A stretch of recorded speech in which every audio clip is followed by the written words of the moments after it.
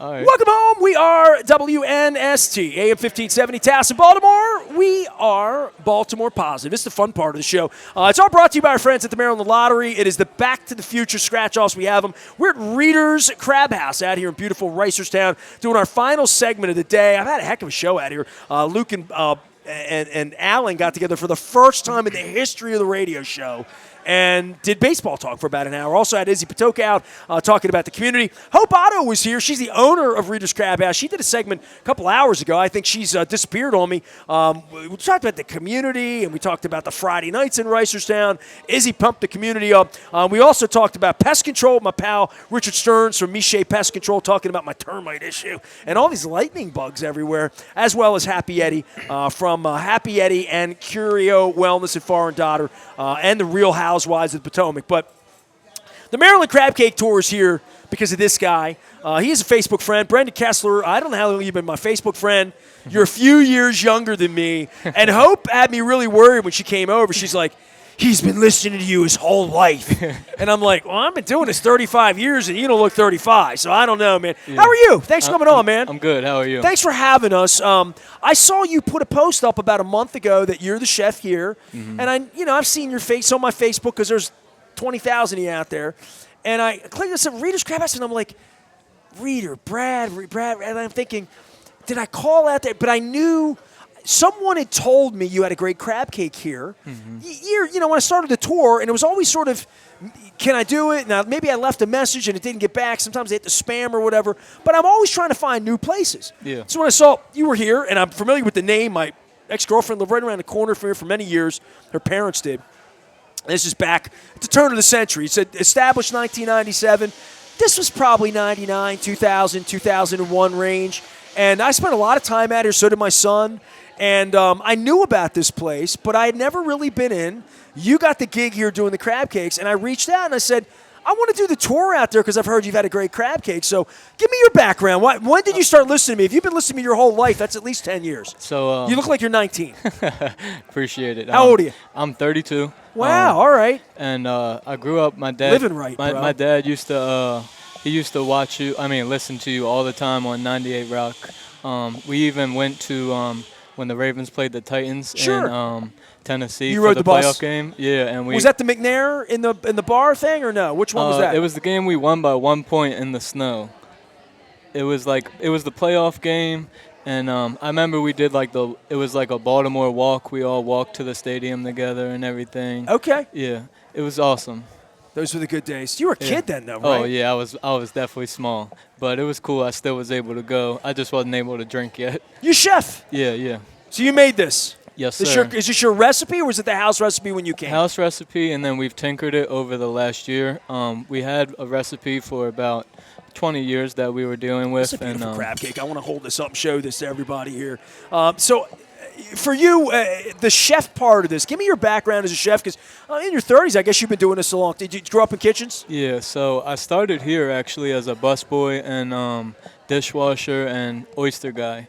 And so that's crazy because Hope said that the whole thing, she goes down to the high school and tries to mentor young people and to try to get young employees that do the job that you did when you were a kid, right? Exactly. Literally. So I started from the bottom, and then I ended up, I left for a couple months at one point. I worked for Wegmans for about 5 years. Okay. I opened up 12 stores up and down the East Coast with them, just as like a store opener. But not the food. They do a lot of food prep there. All food. Okay, yeah. And then Brad was still the owner at the time. He gave me an offer to come back, and I've been here since, Are you a Reisterstown kid? Yeah, I grew up right in Chartley. You went to Franklin? Yep, Franklin, and you could see my house from You're this an Indian. establishment. Yep, not anymore. I think they're called Indians still. Yeah. Yep. Well, I'm from Dundalk. I wrestled out here in 1984, whatever, Milford, all of that. So the schools I don't know are like Newtown, the new schools, you know what I mean? The new districts that were built. Franklin's been here forever. I mean, this is a thriving community, this Reisterstown. You're a Reisterstown kid. Yes, sir. Franklin basketball, baseball, too, all that. What's the best part of Reisterstown? The best part of Reisterstown, I think it's the family environment.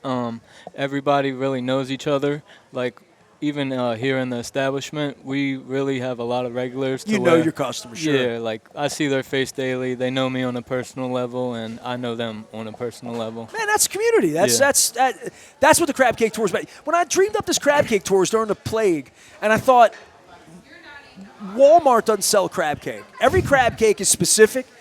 It's only local. Yeah. Applebee's don't have crab cake, because they don't have it outside. So every place I go with a crab cake, I'm either meeting the chef that's there, the ownership lives there. In a lot of cases, it's family. Yeah. Like when I go to Costa's, family. Coco's, family. State Fair, family. These are not chains. They're not corporate.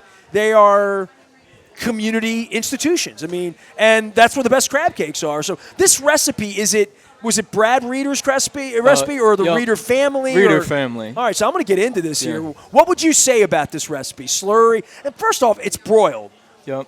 I'm a poor kid from Dundalk. We didn't have – my mom made the fried little hockey pucks. Yeah. That's what I grew up with. So you serve yours with a tartar, though, right? Tartar or cocktail, whatever you prefer. I'm not doing that. Yeah, I'm going right to the crab cake. Perfect. I'm not going to – That's the right way to do it. So you said tinker with it. What does tinkering mean while I eat it? You're going to have to talk while I eat now. We just took a little bit less ingredients out and just really focused on, like, sourcing the crab meat in to see, the better the crab meat, the better the crab cake, and you need less ingredients at that point. You don't need to have like 10 to 20 ingredients. This is light. This is nice. But it definitely you got a little slurry going on in here, man. The slurry is what makes it. I mean, that's the flavor to me. Yeah. That and this time of year, this crab meat's delicious. Thank you. Yeah, I mean, I don't know if you're true blue or not. I'm Venezuelan, so I don't have anything against Venezuelan crab meat. I just don't. The same crab. I'd have something against blue swimming crabs. Something comes out of a can from Indonesia I don't need. But, yeah. But sourcing crab this time of year, just making sure it's fresh. If it's from Maryland, it's a little more expensive for sure, but it's also tastier, especially this time of year. You get a little roe in that. But I eat a lot of crab cakes. This is a fantastic crab cake, man. Thank you. I appreciate you. This is What else is good here, man? I mean, they tried to sell me up on the quesadilla, so I almost went with that. I know you guys do prime rib out here. So my wife has requested that I bring dinner home tonight. Okay. And no offense to this crab cake, in which I can bring her crab cake, but whenever I do the crab cake tour, people send her crab cakes home. What else would you recommend here, and what you consider your specialty as a chef? Well, on Thursdays, while I eat, on Thursdays we do a burger night where we do a half-pound burger with any side. Oh, and today's Thursday. Yep. All right, go ahead. So it's a half-pound burger with any side for $10. So it's cheaper than McDonald's or anywhere else you can think of, and we cook it to whatever order you would like. We provide every single burger on the menu for that price besides the crab burger. Well, Alan got it. I didn't get a chance to ask him about it, but he ordered a burger for lunch. Hopefully it was good. I made it, so I hope so. And well, it wasn't a cheeseburger. It was the one that was just a hamburger. Yeah. He said no cheese. Oh, my God, him and the cheese. Yeah. Jeez. So those are kind of, we have like a staple throughout the week. Mondays we do all-you-can-eat shrimp. Tuesdays we do Taco Tuesdays. Wednesday we do prime rib steaks and sandwiches. I believe you had the sandwich earlier. I did. So we slow cook the prime rib for 24 hours.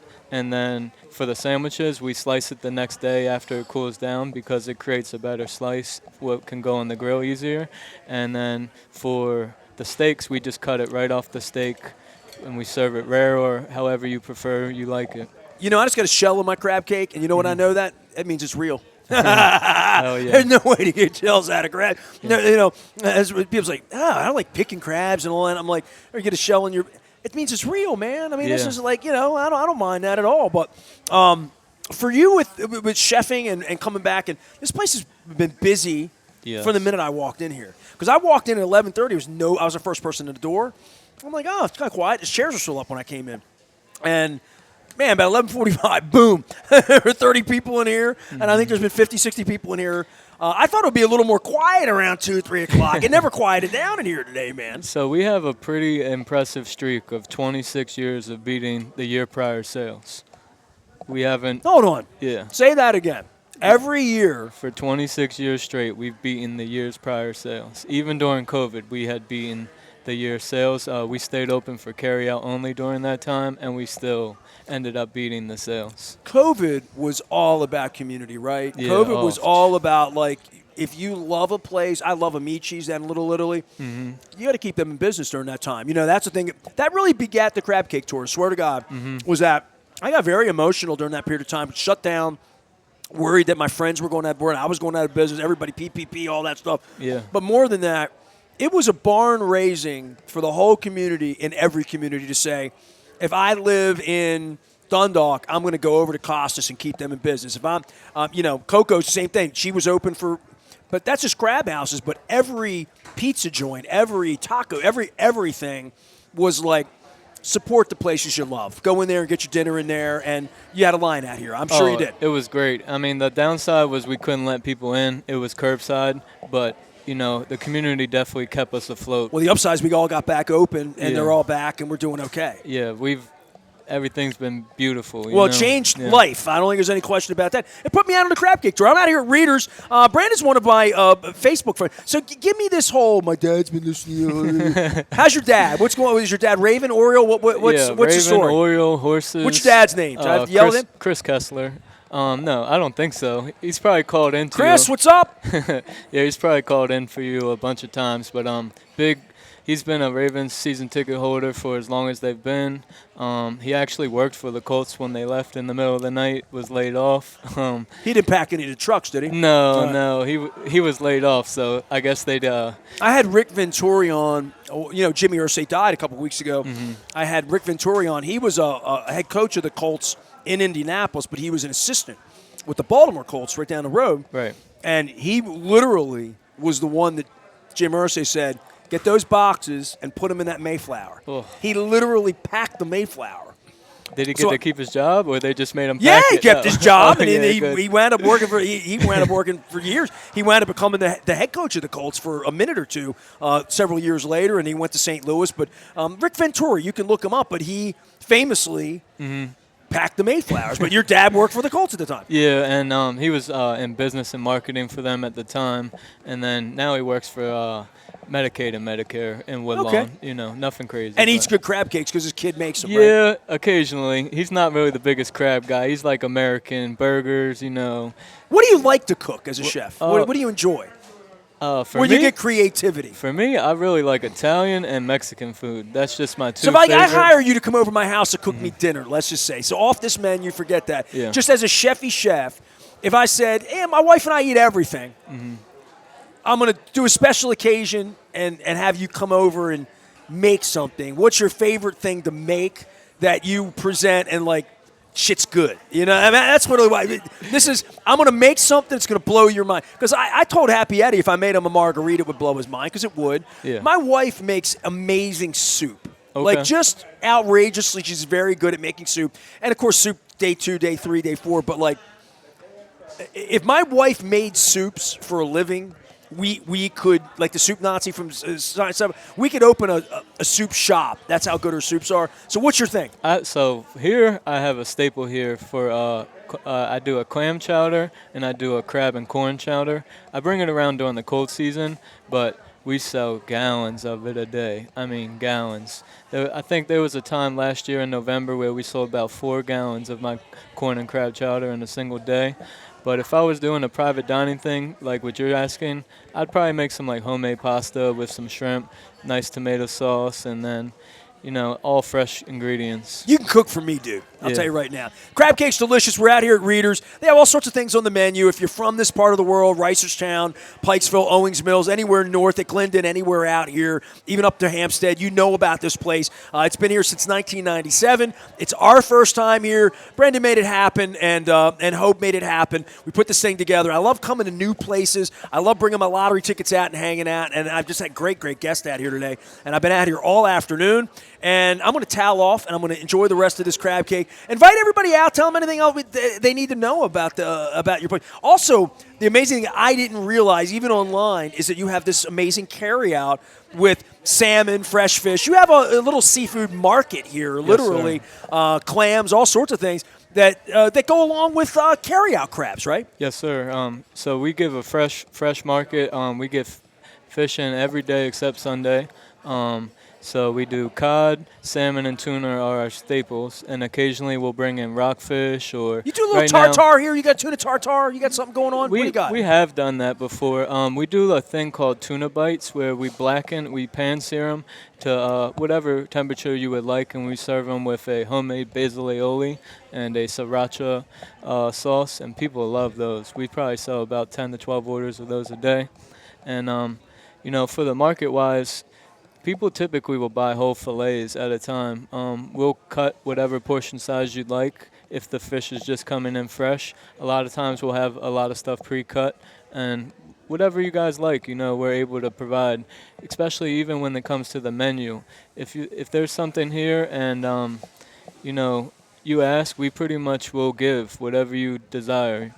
Well, you got everything on the menu, man. So, and a great bar. This is a great place. Reter's Crab House, right in Reisterstown. I hope it's not my last trip. It's all brought to you by our friends at the Maryland Lottery. Back to the Future. You get one. I got to get you one. I'm gonna give everybody in here one. Our friends at Curio Wellness have also come out today. I had Happy Eddie out here. It's just been a great afternoon. Makes me feel good after the Orioles got one hit last night. You know what I mean? It's been rough. How's your old man doing with the Orioles? This is just it's bad. Wait, because here's the problem. You're what, 32? Yeah. You don't know. Been 42 years, man, for the old been people. rough. Because your old man's got to be my age if you're 32, right? Yeah. I'm 57. How old's your dad? 61. Older than me. All right, Yeah, Pops. He worse for him. Yeah. Well, not really, because he had a couple years. He probably Actually, remembers 62. in 71. He probably remembers 70, 71 the way he probably remembers Super Bowl 5. I don't. So he probably had another championship or two if you were there around 70. I was alive in 70, but I don't remember it. But I'm just trying to think of, championships for anybody our age on the baseball side. We tell you about, you remember Ripken, but, we tell you about Brooks. We tell you about, Boog and Frank, and you see Palmer every night. But what built this thing? It's just, I hope it comes back in your lifetime, young man. It's rough. It's in my opinion, it's the pitching. That's what's rough. The bats are finally, not the last two games, but when your reliever comes in. We get no hit through 6 innings 3 out of the last 5 nights. That's true. That's unacceptable. We can agree with that. Yeah. Soto in the 8th the other night killed me, though. I'm like, we have this game in the bag, and he. Well, here's a weird. I didn't even give Luke a hard time about this. Luke was the first guest today, and we didn't talk about it on the air. Luke goes to 65 of the 80 games to cover them for me, right? Luke's been covering the team 17 years for me. Right. So earlier in the week, we knew we were doing today. So I'm like, we're not going to do radio Thursday off the game in the morning. We're going to do it in the afternoon. So he said to me, just in passing, Wednesday, Tuesday, Wednesday, he went to Monday's game, Tuesday's game. He's going Friday, and then usually he takes Saturday off because it was his family. And Sunday he's the deacon in his church up in Pennsylvania, and then he goes to Sunday afternoon's game because we do Monday radio, right? He said to me, I'm not going to go Wednesday night. So I was on a yoga mat, and I got off in the 5th inning, and it was, no hits. And I have this long thing about no-hitters. Right. My son saw the Hideo Nomo no-hitter. I didn't go. I was supposed to go to the David Cohn perfect game in New York. I didn't go to the game that day. And I have this story that I'll regale you with since you're an old-time listener about no-hitters. But on Labor Day 2001, and you can look this up, this is a week before 9/11, the weekend before 9/11, I was nationally syndicated. Cal Ripken was retiring, and Tony Gwynn was retiring in 01. And I was on Sporting News Radio. I'm still living here. And I flew out to San Diego to interview Tony Gwynn before he ended his career. He was a friend of mine. Really? So One I'm of out the best in San hitters ever. Of course. He's one of the great people ever. One of the great people. He was a better person than he was a hitter. That's some stuff. That's a bold statement, but it's true. Anybody who knew Tony would say that. So I'm out in San Diego, and the Padres were managed by Bruce Bochy at the time. I did my show on Labor Day, and it was one of those ESPN days when 2001, you're a kid, but they played on Labor Day at 12, 3, 5, 7. They had games all day on ESPN. It was like a big baseball thing, right? Padres game was a really weird, 6 o'clock East Coast start, and a weird time. My show was 11 to 3 West Coast. But Bochy came up, I know Bruce, came up, did the show with me. I did the show from the football press box at Jack Murphy Stadium. And the show ended at 3 o'clock local time, and the game started at 4 o'clock local time. So it might have been a 7 o'clock game. And I'm up in the press box, and I had a flight back to Baltimore because I had to work. And it was an all-night flight through Chicago on a United flight. And there's no internet. You had to call an 800 number. There was no change your flight online. It was none of that, right? So I called from the press box, and I said, is there another flight home? And they're like, yeah, you can go through L.A., and you get home 3 hours earlier. And I'm like, I'm going to do that. Right. I've been gone 5. I'm going to get home at 6 a.m., not 9 a.m., because I had to work again at 2. Right. So I said, I'll take the L.A. flight. I'll get out of here. What time's the flight leave? All right, I'm going to have to leave this game about the 3rd, 4th inning. Labor Day 2001, I left the game in the 3rd inning. As I left the game, I looked out in right field, and they had the big scoreboard at Jack Murphy Stadium with the long. And I looked up, and I saw that they didn't have any hits. Yeah. You never walk out of a no-hitter. You know, it was only the 3rd inning.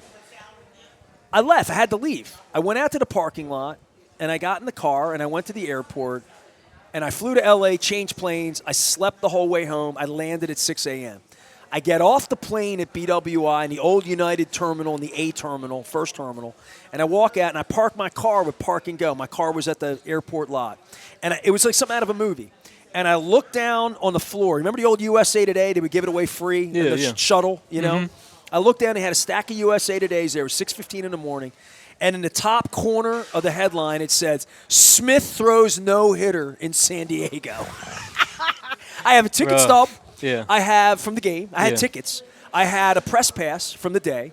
I broadcast 4 hours of national radio that day. Mm-hmm. I had Kevin Towers, Bruce Bochy, Tony Gwynn, Tony La Russa. I had 3 Hall of Famers. Bochy's going to be a Hall of Famer.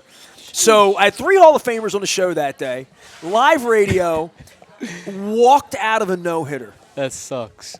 I've never seen a no-hitter to this day. So Wednesday night, I get off the mat. It's a no-hitter. I get back to my place, and I'm putting the game on TV, and I'm looking through my search on WNST's Twitter, everywhere, and it looks like Luke's not at the game. And then I remembered he told me he wasn't going. I texted him in the 7th inning. He sent the WNST text out, brought to you by Cole Roofing and Gordian Energy, and it says, Jacob deGrom's throwing no-hitter 7th inning. And I text him, and I'm like, I hope you're there. You're there, right? And he writes back. I'll read you what he writes back to me because it's like a comedy skit. He goes to every game, and the one time there's going to be a no-hitter, I text him. I said, you're there. I hope for you.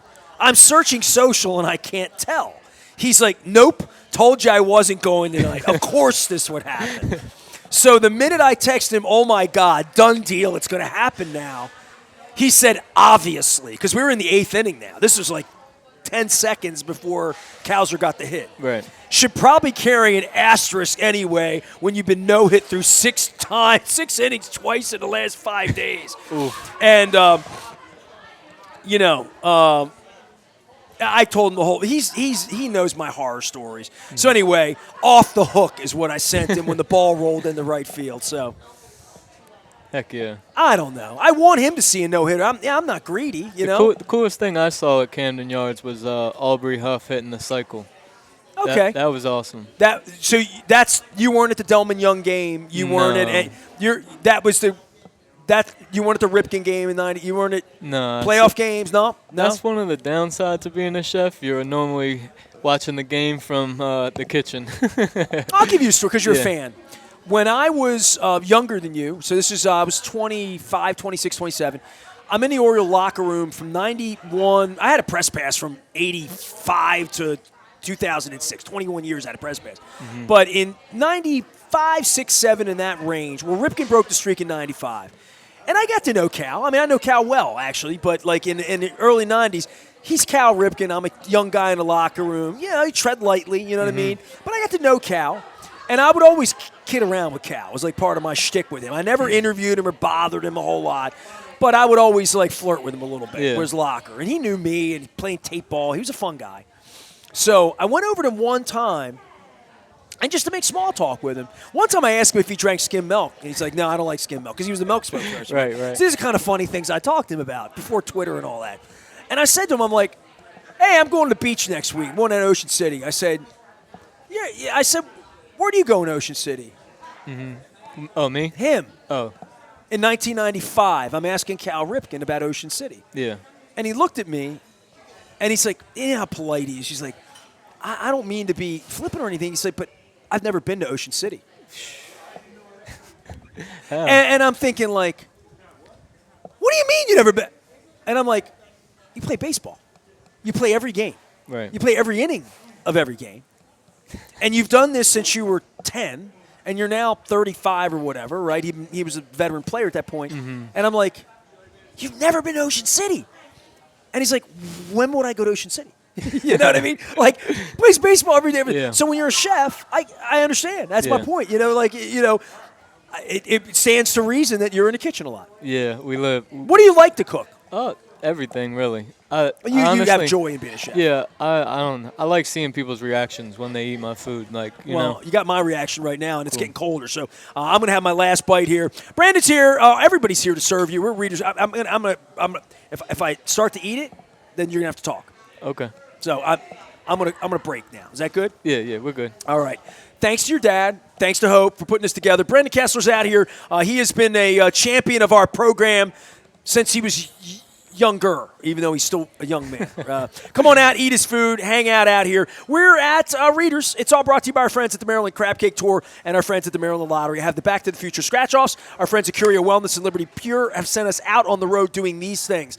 We will be at Di Pasquale's, another Virgin Voyage. We're going to be down in Canton. They're going to have an Italian crab cake for me down there. That's on the morning of the 8th, and then on the 10th, we're going to be at the Old Standard of Costas, but not in Dundalk. We're going to be in Timonium. First time ever at Costas in Timonium. We'll be there in the afternoon of the 10th. Our Congressman, Johnny Olszewski, will be joining us that day. My thanks to Izzy Patoka and his staff. My thanks to Luke and Alan and Richard from Miche Pest Control, talking termites because I got them and I got to get rid of them, but it's not as big a deal as I thought. I thought I had cancer. He said, no, you just got termites. Not a big deal. We'll get rid of them for you. And I got ants too, but that's another story altogether. They got no ants out here. They got aunts and uncles. We're out here at Reter's having some crab cakes, and my thanks to everybody that made this thing happen today. It was a fun show. And Happy Eddie gave me some Ediables, so I'm going to be even happier after this crab cake. Signing off from Reter's, we are WNST, AM 1570, Towson, Baltimore, and we never stop talking Baltimore